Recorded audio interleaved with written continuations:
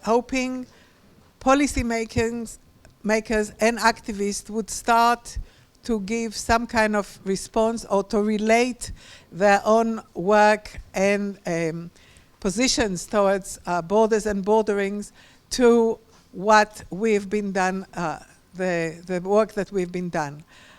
As you have seen in the program, the head of the Home Affairs Committee of the British Parliament, MP Keith Vaz, was supposed to be the first speaker in this panel. Unfortunately, his secretary didn't look very well at the diary, and she thought that the Parliament is going to recess at the end of last week instead of tomorrow. So he at the moment is sitting chairing the Home Affairs Committee in Westminster. However, he considered, and rightly so, this conference to be important enough that he is coming, not today, but on Thursday. So he's going to speak on the last plenary and give his voice and his position in a panel with activists in relation to border and bordering. But in order to, in a way, contextualize what the other speakers are going to speak in this session, instead of Keith Vaz's speech, we thought to give a few clips from the news, from the media, which in a way highlight some of the issues which kind of contextualize what the other speakers in this panel are going to speak about. After that, I will introduce each speaker individually. So, Georgie, are you doing it? Okay.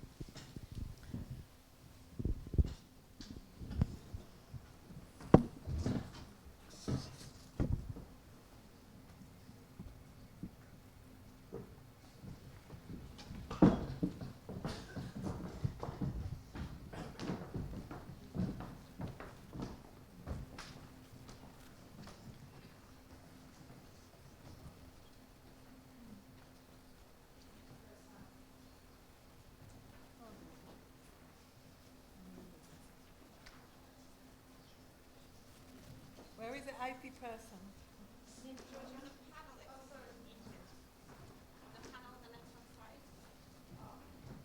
So they rely on aid. There are no refugee camps because the Lebanese government, for a number of reasons, refused to build camps. Some of these reasons include the concern that by building camps, you're acknowledging the potential permanence of these refugees.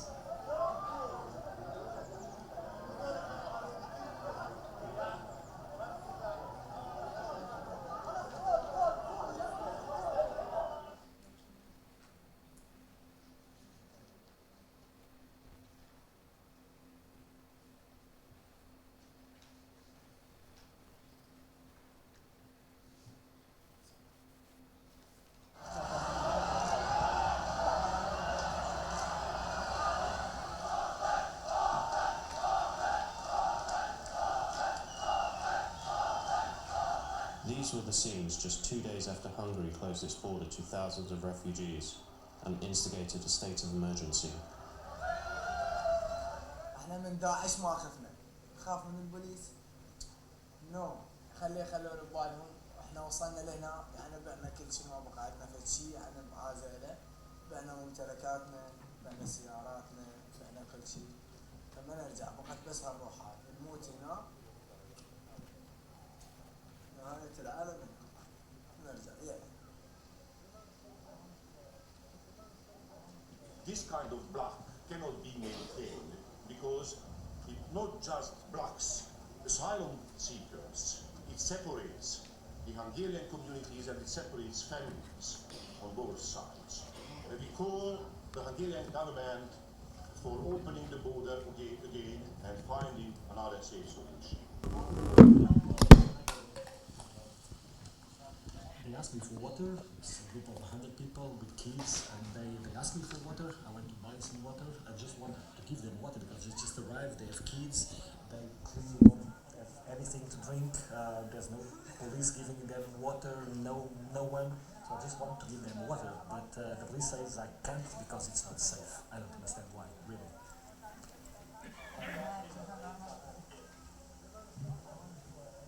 My family, 4 days, no food, no shoe. Water.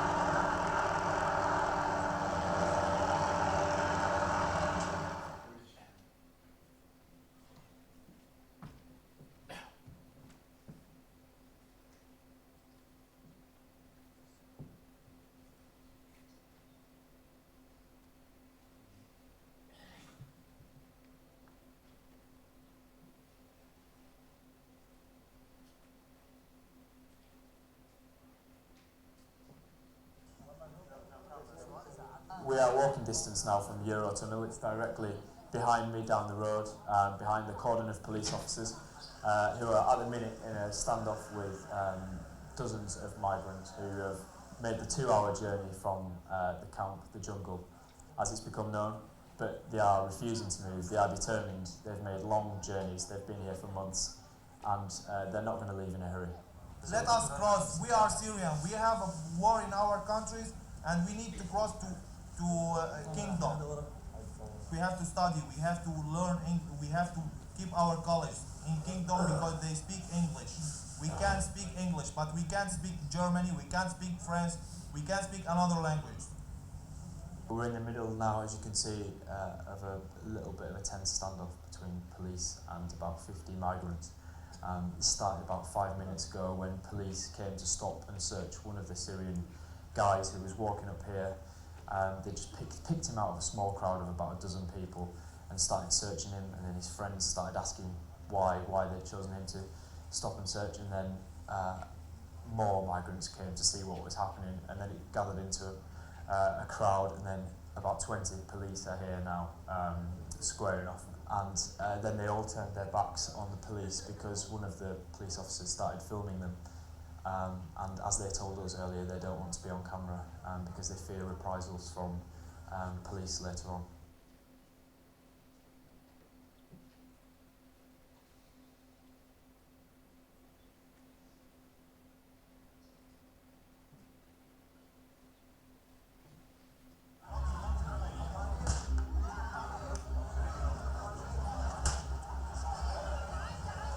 What are the actions we can take that will really make a difference?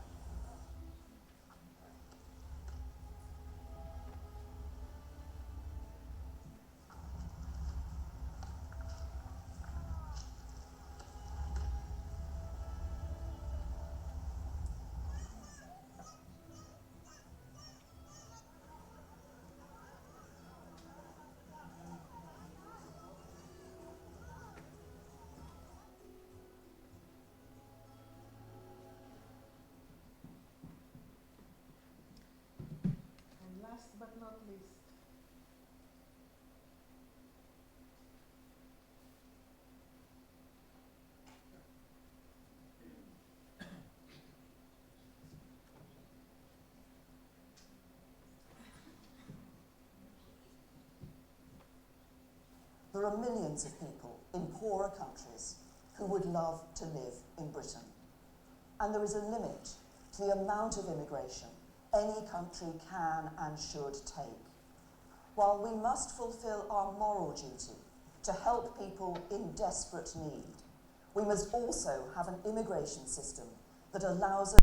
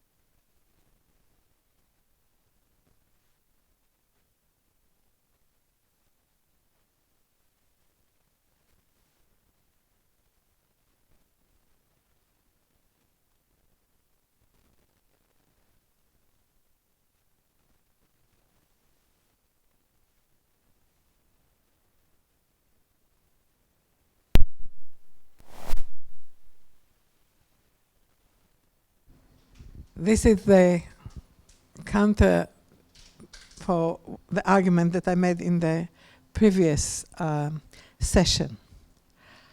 Can I invite the speakers in this? Of course, there are many issues that are rising from these different clips, and I hope that the speakers are going to start to relate to them, and we will continue in the next 2 days. Our first speaker today is Paolo Salieri, who is a Principal Scientific and Policy Officer in the Director General for Migration and Home Affairs of the European Commission in Brussels. He also told me to introduce him as a physicist, in which when he experimented with particles, there were no borders between France and Switzerland to the small particles that he worked with. On this note, I will give the floor. People, can I just say, we were told by the people who are filming that if you speak there, you always have to speak in the microphone, otherwise it affects the recording. Yeah.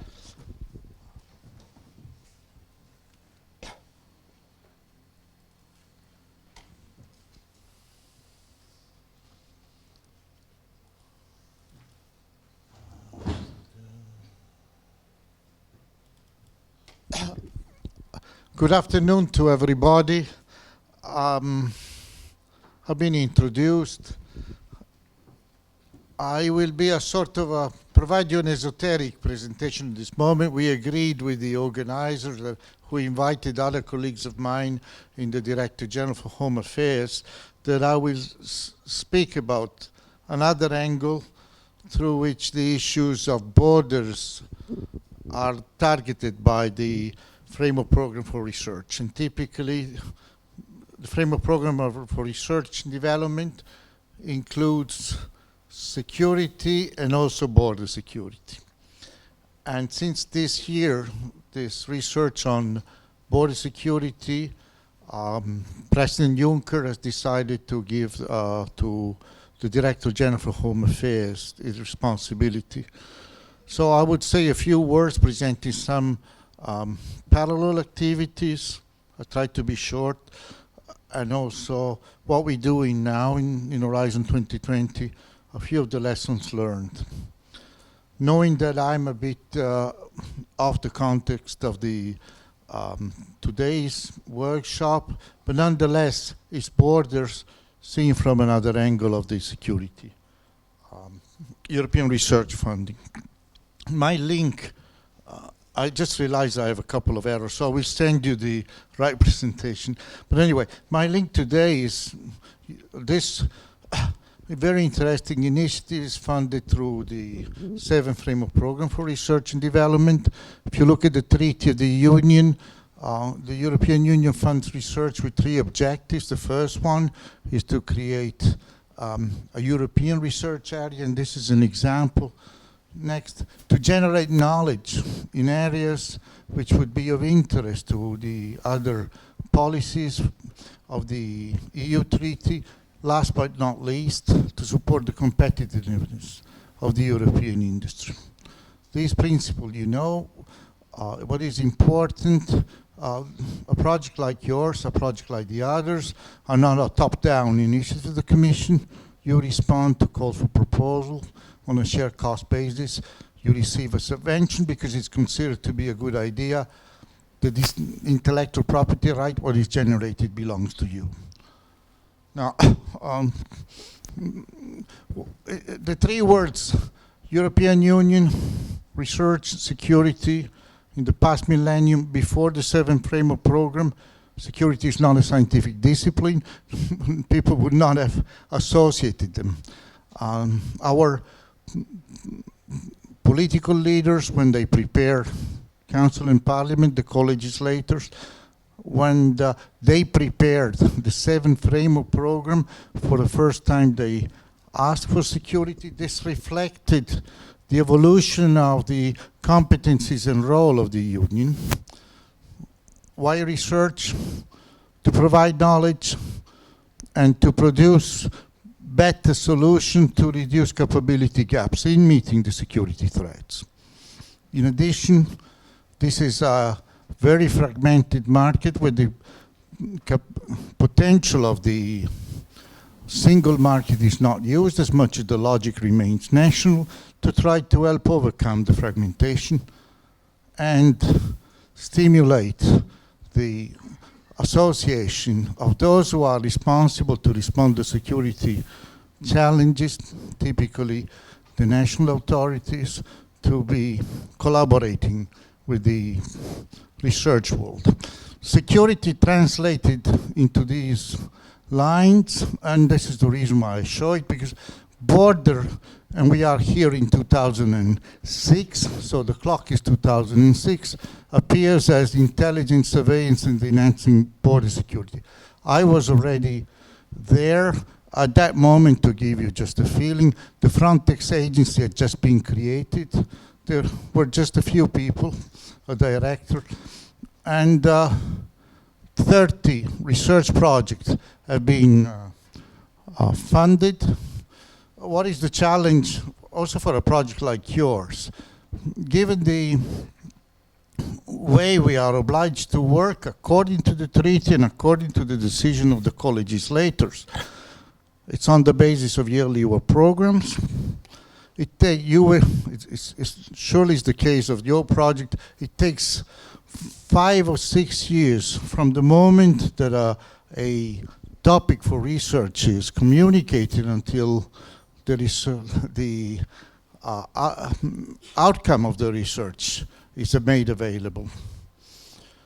I don't say it's a long time, but it's a long time with respect to policy setting needs in this business and the evolution of the world. So realistically, we can only provide longer-term support to capacity building on the one hand, and the reason why this competence has been transferred to my present director, Migration and Home Affairs, is to see how much this synchronization can be implemented.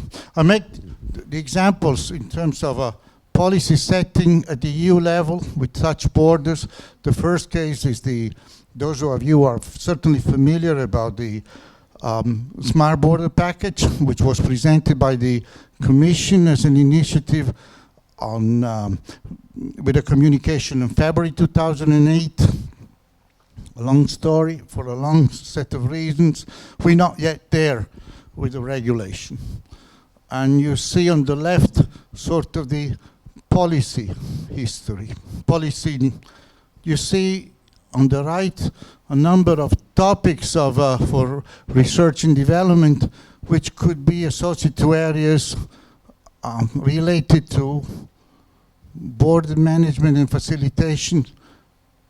Keep in mind the logic has always been in our border policy is to facilitate flow whilst at the same time guaranteeing security. And this has led to typically a number, these are typical projects. The reason why I mention is to give some areas in this facilitation of flow, automated border crossing, trustworthy documents, the information which feeds to the identification to be appropriate. I mentioned a conference which will take place in December in the next month.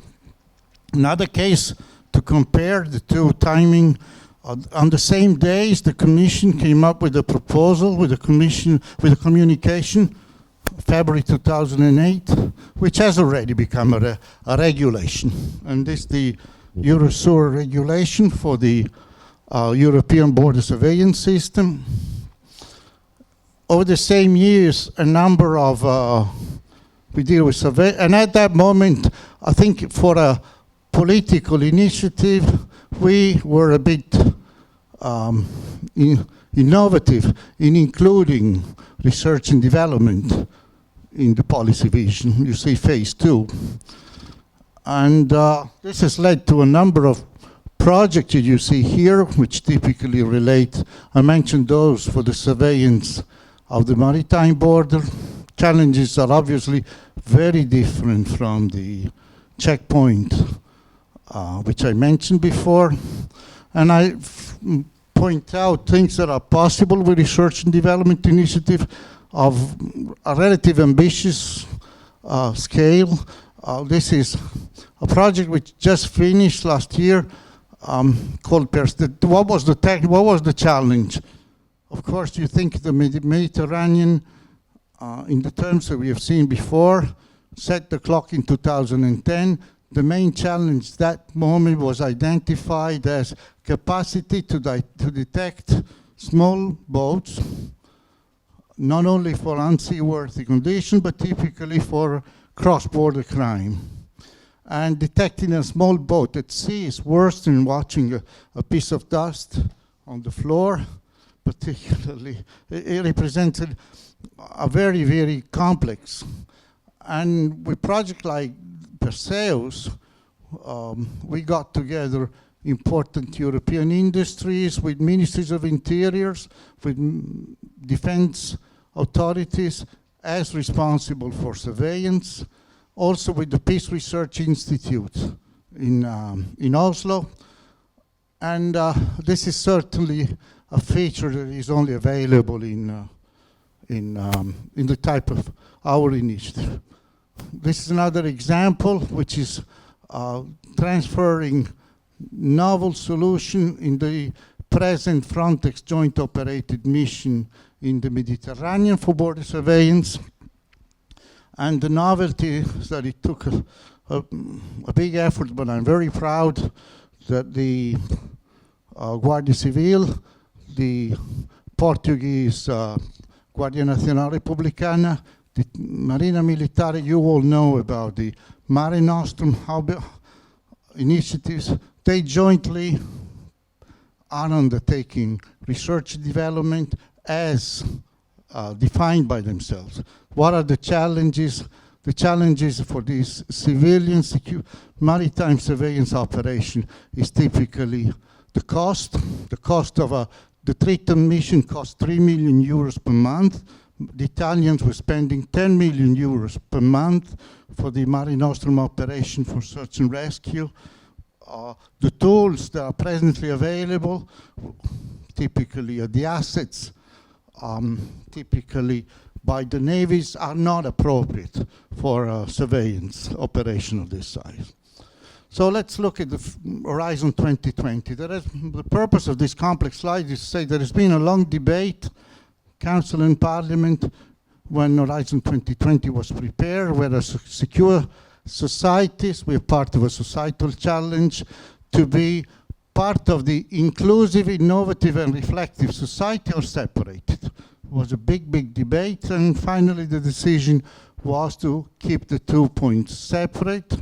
So the element of security was separated from the inclusion and innovative by our co-legislator. And border is again presented as an area for research and development.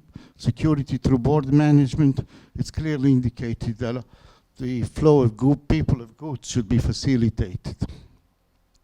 I make some reference to the policy environment. I will be the council conclusion. The council says internal security authorities should be involved in research. It's very difficult. At the same time, the Commission came up with the European Agenda for Security. When you read end user in the last paragraph, it essentially says that law enforcement authorities should be involved in research and development.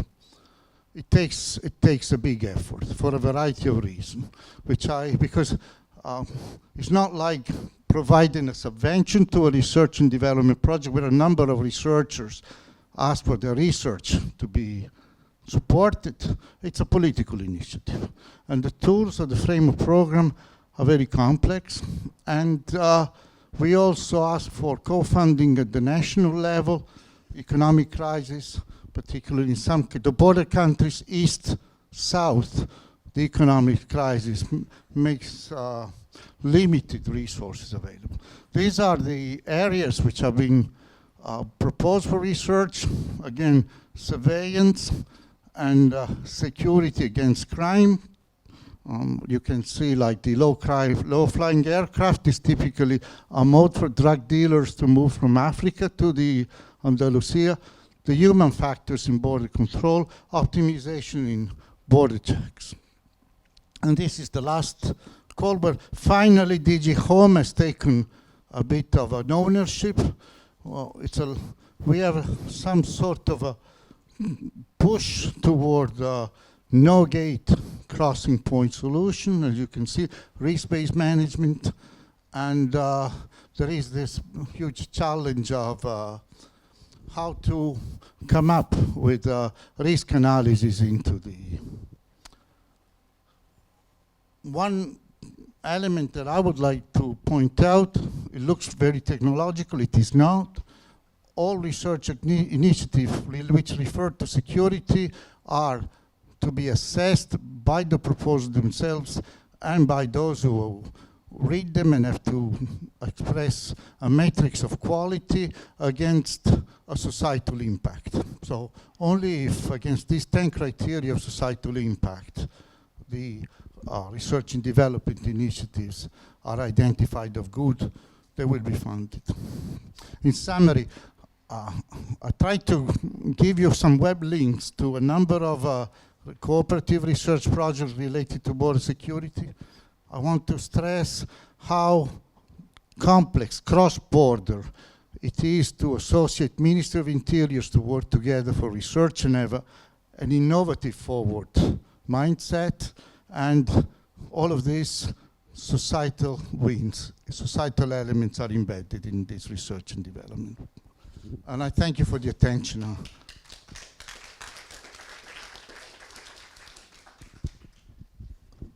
Thank you very much, Paolo. You showed us how relatively easier and yet complex it is to apply conclusions of research. We deal only with technological issues and of securitization rather than a social, political, and economic one. So I think this is a salutary lesson. However, I don't think it should let us defeat us. But let's hear what the other speakers on this panel have to say. The next speaker is Maria Giovanna Manieri, who is a lawyer who is working in Brussels as well in the platform for international cooperation on undocumented migrants. So, thank you very much also for the presentation.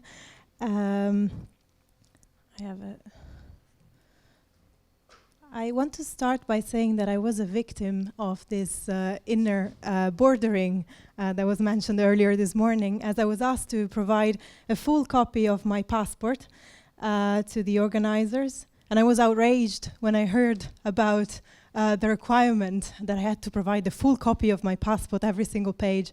I was really outraged. And I thought of, I seriously thought of refusing coming to this conference as an act of disobedience, but only later realized that the act of disobedience wouldn't have had as a target the UK Border Agency, but rather the organizers, whom I thank for the kind invitation and for reading the full copy of my passport, which I'm sure was very interesting. My name is Maria Giovanna Manieri. I'm Program Officer at the Platform for International Cooperation on Undocumented Migrants. We are a network. We are a network of around 140 organizations across 31 countries, mostly in Europe, but not only in Europe. And we gather together organizations that are grassroots level organizations that work directly with migrants, but also professionals that work on different levels. They are lawyers, they are healthcare professionals, they are social workers. So we do have a very broad range of knowledge around undocumented migrants' rights. And why am I here today? I coordinate a working group among our members on borders and detention. And I also oversee our work on legal strategies. So what I'm going to present to you today is largely based on an ongoing work that we are doing with our members, which are organizations based in different countries, on the issue of borders and how to uphold undocumented migrants' fundamental rights when they are at the external borders of the European Union. Yet you will see that I will also mention other issues as part of my presentation that do touch upon fundamental rights violations that undocumented migrants face when they are already within the European Union. And this is also, in a way, reinforcing what we were saying this morning, that borders are not just found at the border crossing points, but also in other parts of our daily work. I want to start off by looking at just a brief overview of where we are in terms of the situation, this crisis that has been mentioned by many of you today, what the causes and effects are, also in terms of EU policies. I'm asked today to give also a brief overview to the impact of EU policies on the current situation, as we will hear later from Don, I believe on the national level situation, which is also extremely interesting. I will then go into more details about the borders, trying to explain what our members feel the needs are when we talk about the borders, and I will go through 4 different types, if you allow me, of borders, depending on the issues that we see as fundamental rights violations. And I will finally conclude with a very, very brief set of policy recommendations that I hope will be concrete enough for some of you to take back home. So setting the scene, we have been very much aware of the fact that 2015 has seen a record number of migrants coming to the external borders of the European Union seeking access to the territory of the European Union. Most recently, the EU Agency for the External Borders of the EU, Frontex, has stated that around 700,000 migrants have attempted to enter the territory of the European Union in the first 9 months of 2015. I want you to notice, though, that this number contains some double counting, and this has been recognized by Frontex itself. It is not to say that the number is low, because we have to compare the number with the 2014 numbers, which amounts to 280,000 migrants. So it is a huge difference. So we can consistently say that there are more, at least more recorded migrants that approach the external borders of the EU. But I think what it's also very important to remember is that since the beginning of, since the 2000, over 30,000 migrants have died, according to the Migrants Files, which is a very interesting initiative. I suggest you to check if you're not familiar with it. In the corner, in the bottom there, you see the most recent data provided by Frontex concerning the second quarter of 2015, concerning the routes and the numbers. So you see the little orange arrow is the numbers for 2004, the same quarter of 2014, and the red arrow is the quarter for 2015. You see that there is a small decrease in the southern Central Mediterranean route, whereas there's a huge increase in the Eastern European route through the land borders, but also at the borders with the Aegean, in the Aegean Sea between Turkey and Greece. But I think what is important also to notice is that EU policies during the past, I would say 15 years, have largely focused on preventing undocumented migrants from coming to the European Union, or once they come, to fastly return them. And this is also reiterated in the most recent EU policies or EU instruments of migration policies that have been adopted, from the EU migration agenda that was adopted earlier this year to the EU action plan on return, of course focusing on how to fastly and swiftly remove or return undocumented migrants, but also to the Council conclusions that were just adopted last night, that were published last night. Again, it is always the same reiteration that undocumented migrants are not welcome unless they are seeking asylum, but I'll come back to this point. Borders. So what do our members see in terms of borders? As I said, we have four. I wanted to categorize them into four types. I will first talk about the actual borders, the border, what I call the border. I will then go into another type of border, which is a legal fiction, and I will explain why. I will then look at new borders, which are reflected in current EU policies, and I will finally conclude with what I call invisible borders, which are, I think, reflecting the inner borders that we mentioned. So the border, we notably have three types of borders, right? The air, land, and sea borders. And I decided to pick three examples for each of these borders to try and show you what kind of human rights violations our members face when they work at the border. Starting with the air border, I want to recall the story of Adu. Adu is an 8-year-old boy from the Ivory Coast, whom you can see in this hand carry-on luggage. He was found at an air border between Morocco and Spain in Ceuta when he was trying to join his father, who was regularly residing in the island of Fuerteventura in Spain. And turns out that the father could not bring his son regularly through family reunification because it was falling short of €50 for meeting the requirements for family reunification. He earned a salary of around €1,300 per month, which were not sufficient according to Spanish law. Coming to the land borders, I want to mention only one of the unfortunately several examples that exist in terms of walls that were mentioned also earlier today, which is the fence between Greece and Turkey in Evros, in correspondence with the Evros river. Why do I think it's interesting? It's a 12 kilometers fence that, let's remember, goes in addition to 140 kilometers river, which acts as a natural barrier between the two countries. What is interesting, and the reason why I mention it, is that very, very recently Greece has raised the issue of this fence being opened somehow, as linked to the readmission agreements related dialogues with Turkey. So I want you to bear this in mind. Maybe this is one of the points we can discuss. Coming to the sea borders, this is a screenshot of a presentation that I was given last week in Sicily at the National Coordination Center of the Italian Coast Guard. Basically, this shows the incidents that took place from January to the 19th of October in the Mediterranean Sea.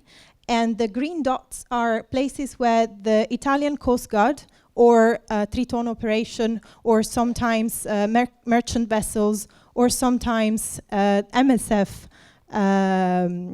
boat, went and rescue migrants. So these are all incidents that were reported and where there was an intervention. The legal fiction, an example. At the border between Ceuta and Melilla, you know, there is one of these fences that we've all seen on the media. But what is the legal fiction there? The Spanish law on public security was reformed earlier this year, and a new legal construct was introduced in the Spanish law. This basically states that there is a new concept of rejection at the border that does not apply in normal situation where you would have all the safeguards that would apply to a person that is rejected entry at the border. That is to say, access to redress mechanisms, access to a lawyer, access to interpretation. In this case, this does not apply. There is an exception, and the person will be refused access to the Spanish territory based on the ultimate need of preventing irregular migration. New borders, there are many, and I don't have time to go into the details, but we've heard earlier about smart borders, and I really won't go into details about this, but we have discussed this with our members into details, and we have participated to public consultation that was just concluded on the 29th of October, that was launched by DG Home on this issue, and we are expecting proposals by DG Home very soon. Hotspots, or if you're not aware, they have a new name. They're called Migration Management Support Teams, so don't call them hotspots anymore. The idea is to have in Greece and Italy places where different EU agencies will come together and cooperate to do what? To faster identify migrants that arrive and channel them into the possible routes, which are basically relocation or return. It is pretty much straightforward, and to us it's very concerning to see how the individual vulnerabilities will be, if at all will be, taken into account in these places. I also want to mention EUNAVFOR Med, which is a military operation that is now taking place in the central Mediterranean, which is also interestingly referred to Operation Sophia as well. You probably know that Sophia means wisdom in Greek. And again, I won't go into details. And invisible borders.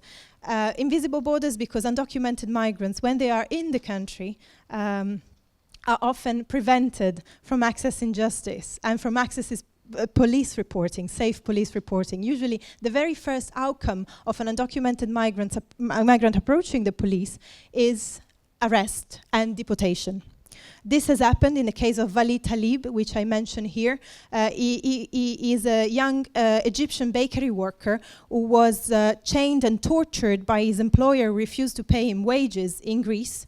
After asking for his unpaid wages, he was chained, tortured for more than a day into a stable, and was found chained to a lamppost in a public park. He was taken to hospital, but immediately arrested at the hospital without receiving health care treatment, just because he was undocumented and was facing deportation. A couple of recommendations, what do we think at PICUM should be done? First of all, we should recognize that the situation and this attention over security, the border, it's actually overshadowing it's overshadowing a much bigger need. The real need is the need for regular channels. The reason why undocumented migrants arrive to the border undocumented in an irregular way is simply because they don't have regular channels to come to Europe, not just to seek asylum, but also to reunite with their families, such in the case of Adu, and also to work, as in the case of Walid. So we need to take this into account, and this is something we are doing at PICUM with our members, trying to mobilize and speak also with the policymakers. The firewall, what is the firewall? It is precisely something that would be in between, let's say, safe police reporting and immigration control. If there is a firewall there, the person can go report a crime to the police and not be deported. So firewall means safeguard. And in the end, stop criminalization in all senses, including through the use of correct and adequate terminology when referring to undocumented migrants. Human beings cannot be illegal, and we have to remember this when we speak. And I thank you for your attention.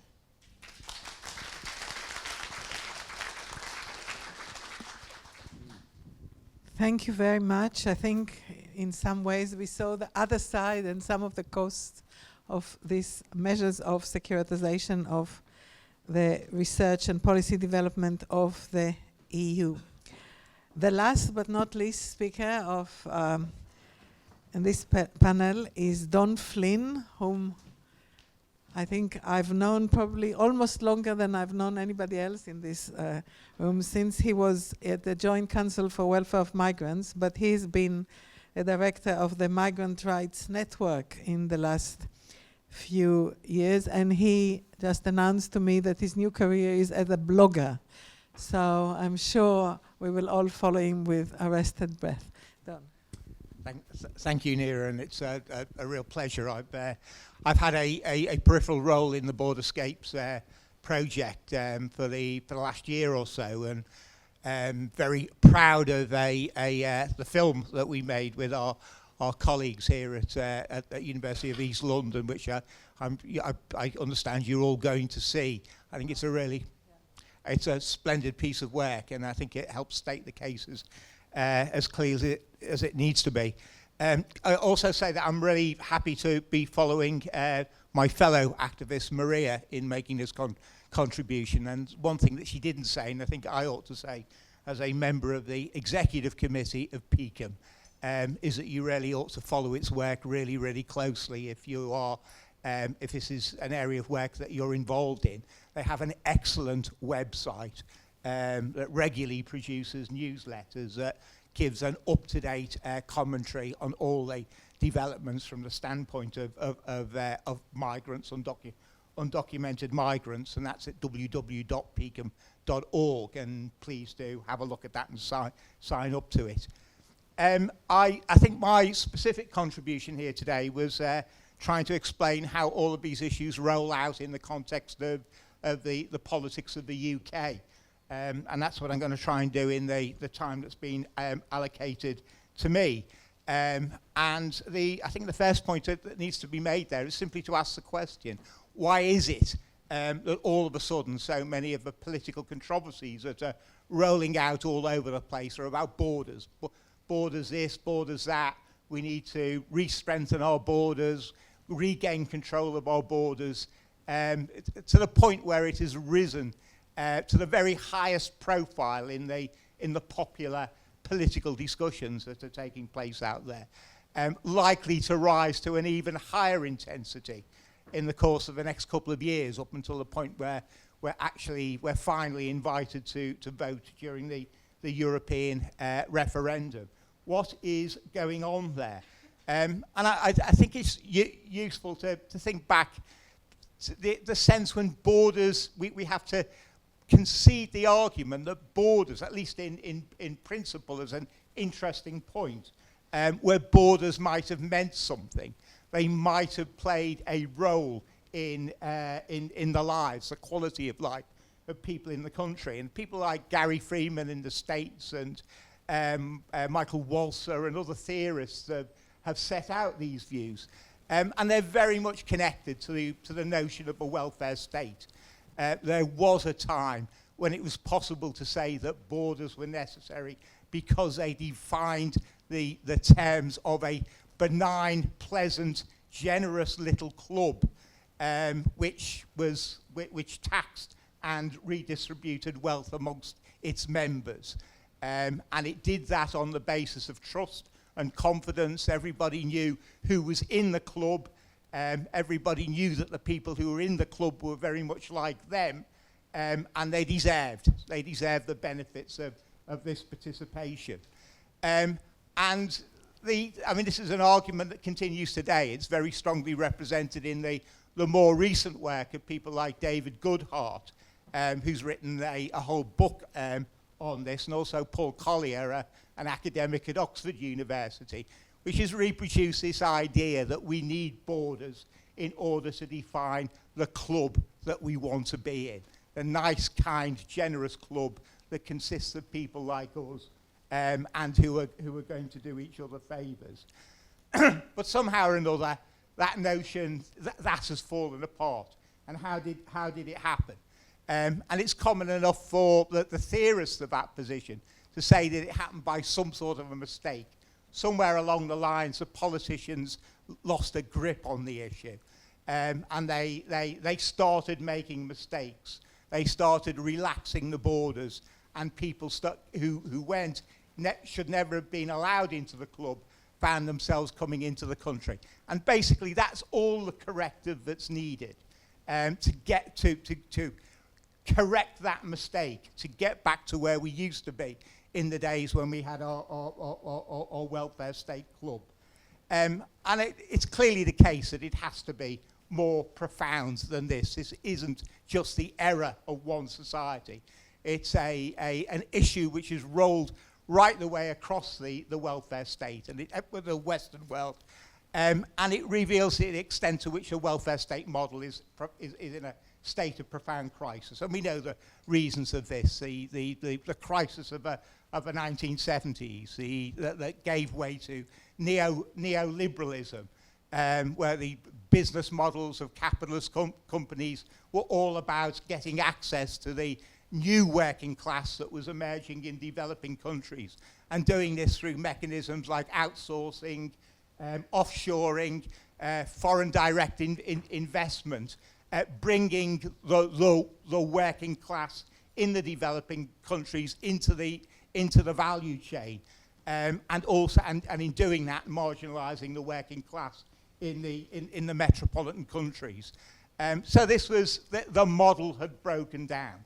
The welfare state model entered into a period of profound crisis, but the ideology hung on. The notion that we could get back to that, and the point is that it is deeply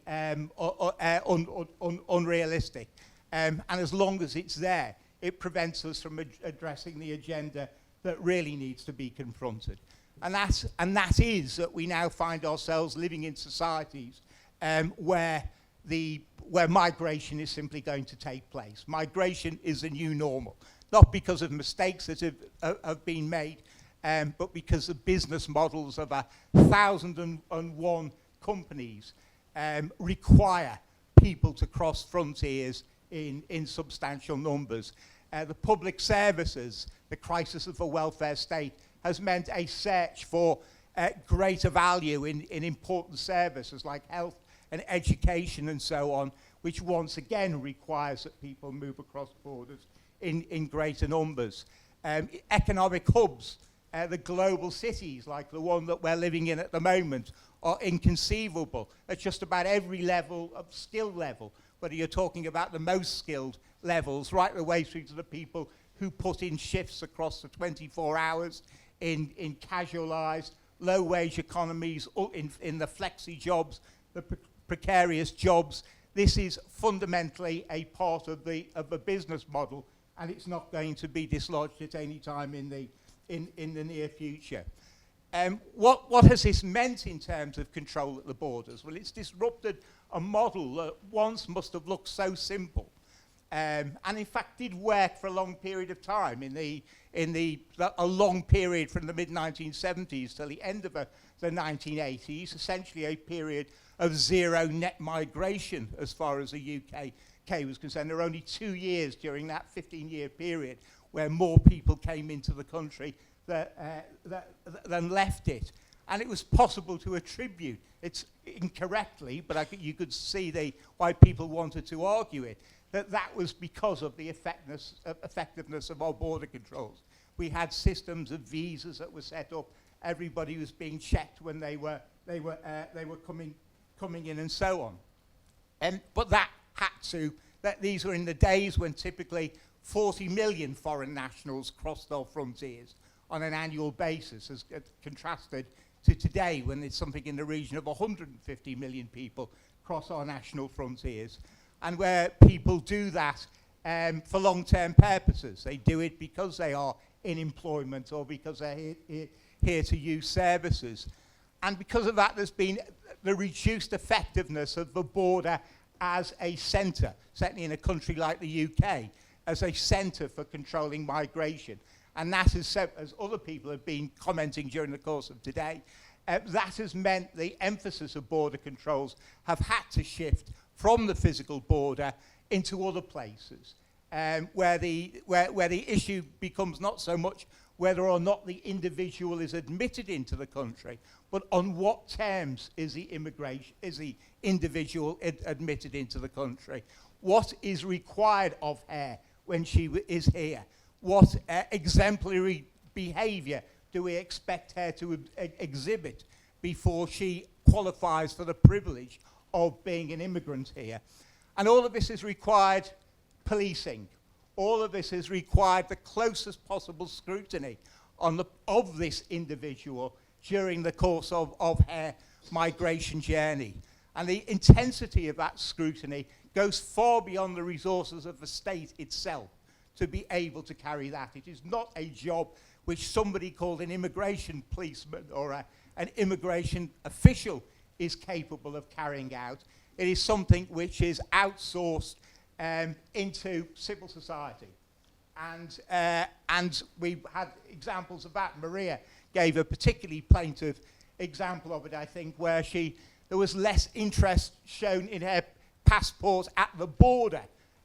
Presumably, that would have been at St. Pancras, I imagine, on the Eurostar, where you still, it's a fairly cursory examination of a passport, but once you enter into the hallowed realm of the academy, in order to do what international visitors to universities have done since time began, then suddenly every page of your wretched passport becomes something that has to be scrutinized in detail. And this is happening in other places. It's happening with employers. It happens with me. When I take on a new staff member at the Migrants' Rights Network, I have to do exactly these things, scan each and every page of the passports. I have to put them all in a folder. They have to go into a locked filing cabinet.